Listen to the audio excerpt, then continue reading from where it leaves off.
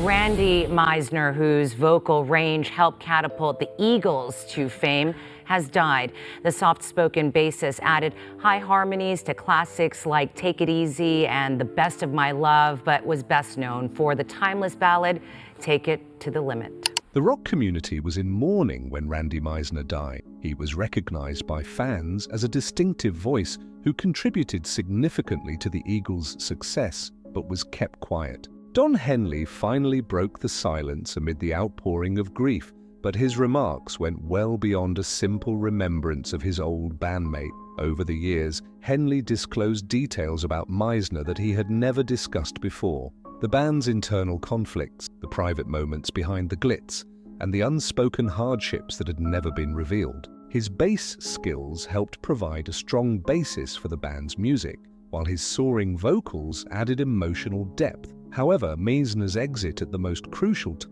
resulted from an internal quarrel that occurred just before the publication of Poco's debut album. He went in quest of a new home, bringing his voice with him. Meisner joined Rick Nelson and the Stone Canyon Band, a band that rockabilly icon Rick Nelson established shortly after leaving Poco. During this pivotal time in his career, Meisner not only performed music, but also received instruction from one of the greatest musicians of the day. Nelson demanded accuracy in every note since he was a perfectionist. Meisner immediately adjusted and developed due to his great discipline and modest demeanor. He learned more about how a band functioned, how an artist maintained a long career, and, above all, how to make his voice genuinely resonate with audiences during this time. However much Meisner knew, he was yet to discover his true place in the world. Then, once more, fate opened a new door. One of the top female country rock singers of the era, Linda Ronstadt, needed a supporting band for her 1971 tour. Meisner was invited to join Don Henley, Glenn Frey, and Bernie Leiden. The four of them decided to start their own band, Eagles, right after the tour because they had such a great synergy. Eagles was the ultimate masterpiece if Poco was an experiment. They took country and rock music to a whole new level, making it sharper, clearer, and more sophisticated than ever before. And Meisner's voice was one of the most unique features that set Eagles apart from the rest. Many people are unaware that Meisner had the strongest emotive delivery and the widest vocal range prior to Don Henley taking over as the band's lead vocalist. However, he had no desire to be the center of attention. Meisner would rather be in the background and let the music do the talking. The world finally realized that Eagles were more than simply Henley and Frey after the release of Take It to the Limit. They also had Meisner, the guy whose voice had the power to elicit strong feelings. Randy Meisner had never been a power-hungry person. He was an admirer of pure music. He might not have been able to hold on to his position in an ambitious band like Eagles because of this. Internal conflict. Eagles had sold out tours, best-selling albums, and timeless singles, making them seem like one of the most successful bands of the 1970s. Despite the lovely tunes they performed for their audience, there was a lot of discord inside the group. Meisner stood out from Glenn Frey and Don Henley as soon as he joined Eagles. The leader was Frey, who was aggressive and very aspirational. Henley was astute, capable, and prepared to assume command in order to guarantee the greatest outcome. Meisner, too, he had no interest in internal politics or competition. He just wanted to play music. Fans were surprised by what he said. Were they in a more intricate relationship than we always thought? The world was about to see Randy Meisner in a completely different light as the truth about those years ultimately came to light. On March 8, 1946, Randy Meisner was born in Scottsbluff, Nebraska, a small hamlet encircled by expansive fields, and his life revolved around farming. Despite being a founding member, making a substantial contribution to the band's success, Meisner was never on the same level as Frey and Henley. He frequently had to comply with their choices during recording sessions, sometimes against his will.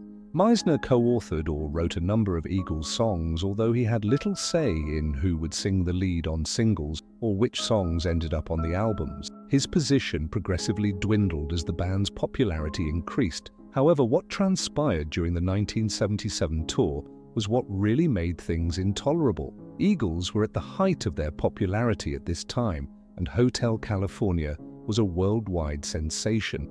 The tour traveled around Europe and the United States, but it also stoked long-simmering tension. Take It to the Limit, a tune Meisner sang with his trademark soaring falsetto, was one of the highlights of each performance. Audiences eagerly awaited Meisner's live performance of one of the band's greatest hits. However, he was fatigued by that point. His condition deteriorated as the tour went on. His voice got hoarse due to illness, which made it hard for him to achieve the high note. Nevertheless, Take It to the Limit was a staple of the set list, so the band insisted he play it every night. Meisner refused to sing the song during a performance in Knoxville, Tennessee, claiming he was just not able to. Known for his brutality, Glenn Frey became enraged right away. The two got into a furious argument backstage. Meisner was not the only person Frey blamed for interfering with the show. He used aggressive language to exacerbate the situation. The disagreement swiftly escalated into a fight. Normally cool and collected, Meisner lost his temper and retaliated. What transpired next is unknown, but it was obvious that this was the tipping point. "Everything was just too tight at the time," Meisner said afterward. "I was being made to perform tasks that I didn't want to. The music was no longer enjoyable to me.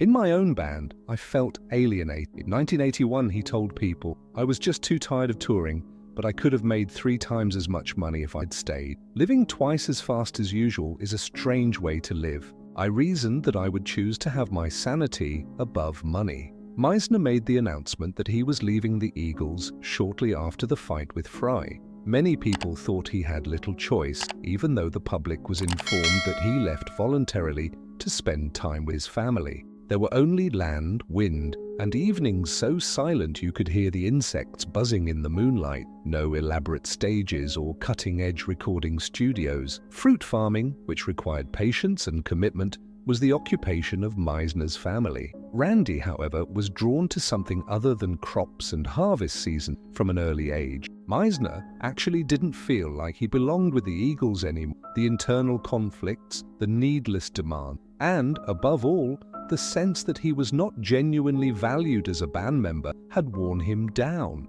Did he truly wish to go there? There is no definitive answer to this question. Meisner might have remained in the band longer if he had been treated more fairly and the relationships between the members had not been so tense. But as events transpired, his resignation was all but certain. The Eagles continued to achieve new heights after Meisner's departure. They replaced him with Timothy B. Schmidt, the same individual who, ironically, had taken Meisner's place in Poco years before.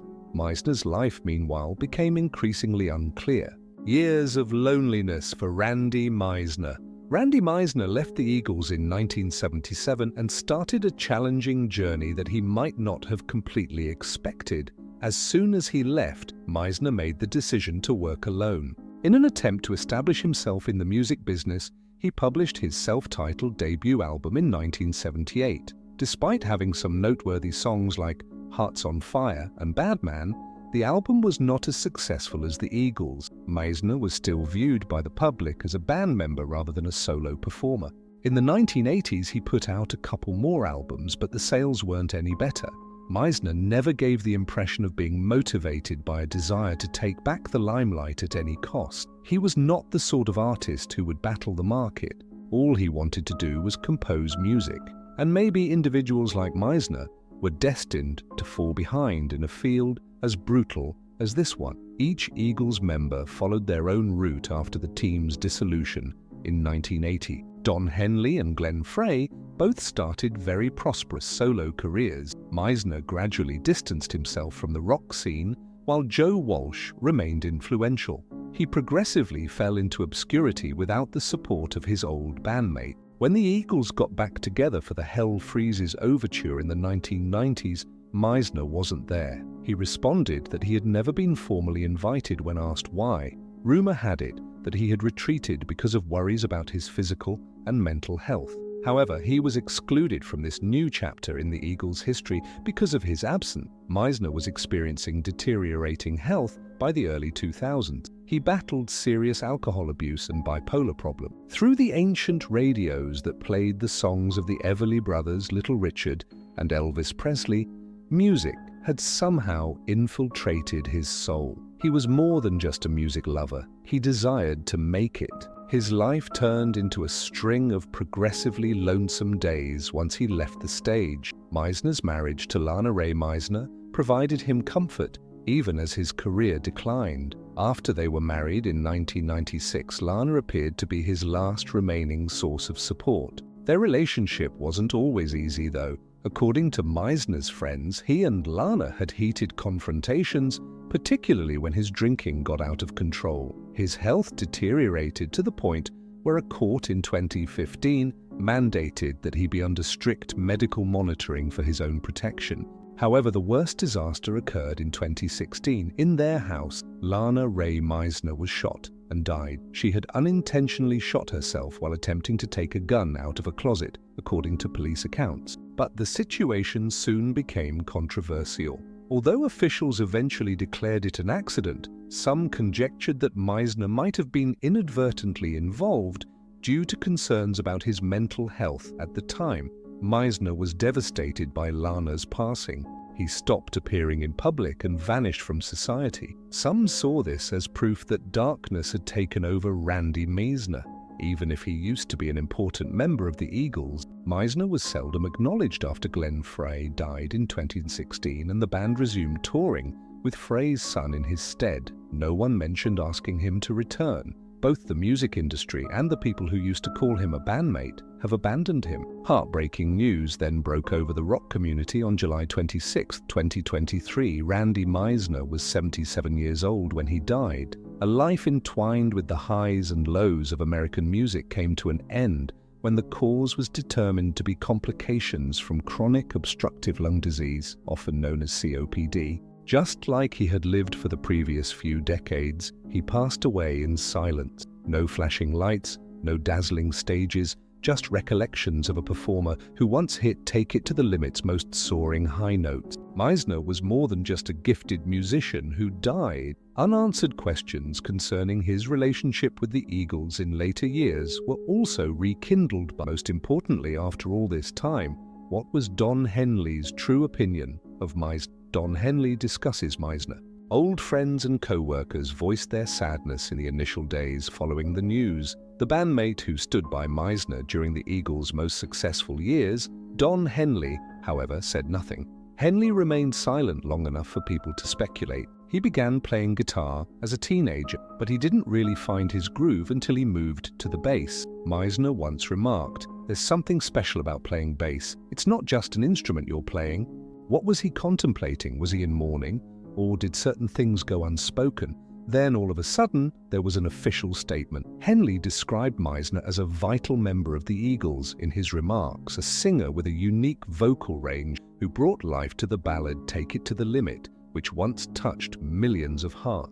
These sounded lovely, like if he were paying tribute to his old bandmate. Later, Don Henley disclosed a previous exchange with Meisner in a rare interview with Rolling Stone. One evening following a performance, Randy entered the room, took a seat, and confided in me that he wished he had never joined the Eagles. He detested all aspects of celebrity. Randy once told me he would rather be a carpenter in Nebraska than a rock star if he could go back in time. He may have been dealing with personal problems at the time, and he detested what people referred to as superstardom, Henley said. Henley made no reference to the disputes or the mistreatment Meisner suffered while playing for the Eagles. No mention was made of the conflicts that arose during the 1977 tour, Meisner's expulsion from the band, or his exclusion from subsequent reunions. He only remembered what they had discussed and what Meisner was thinking at the moment. Nonetheless, it was a show of respect for many.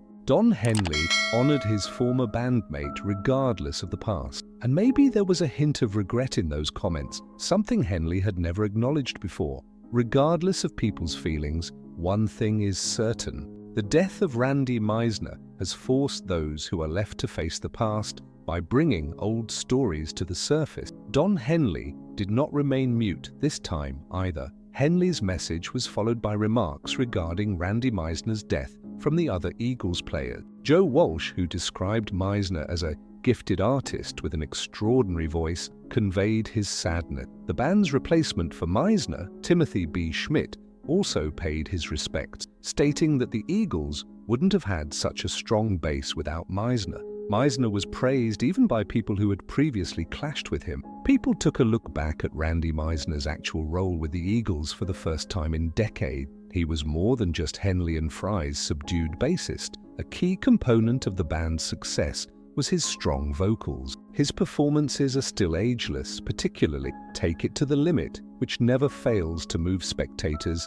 to tears in their ears. Meisner was all but forgotten in the years following his departure from the Eagles. He didn't attend the band's milestone events or be invited on reunion tours. Even though he helped the Eagles in their most important years, he was ignored and watched as the band prospered without him. Randy Meisner didn't want attention or be a loud person. He was unique in the eyes of his supporters, nevertheless. Because of that humility, you're keeping everything in order by connecting with the music. He therefore made the decision to leave Nebraska in order to follow what he felt was his genuine calling, almost as if it were fate. For those pursuing the rock and roll dream in the 1960s, Los Angeles was a haven. There is no denying his contributions to the Eagles. He was instrumental in establishing the band's sound, defining their style, and producing enduring singles. His reputation endured even after he left the main stage, thanks to his once singing lyrics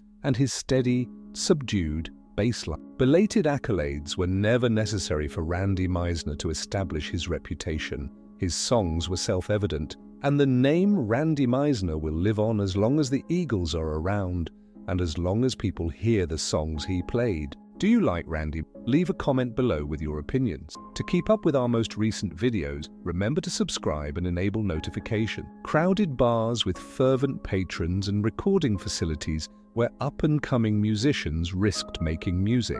Although there were opportunities for skill here, individuals who lacked tenacity may be swiftly crushed by intense competition. Meisner had nothing but his bass guitar and a strong desire to perform when he got to Los Angeles. He took part in a few tiny bands and worked sporadic gigs to support himself. However, he only began to become well known when he joined the short-lived rock group The Poor. His invitation to join Poco, one of the original country rock bands, however, marked a significant turning point in his life. After Buffalo Springfield broke up, Richie Fuhr and Jim Messina formed Poco, which was more than simply a band. It was an experiment and a movement that combined rock and country music in a way never seen before. Meisner played a major role in creating Poco's unique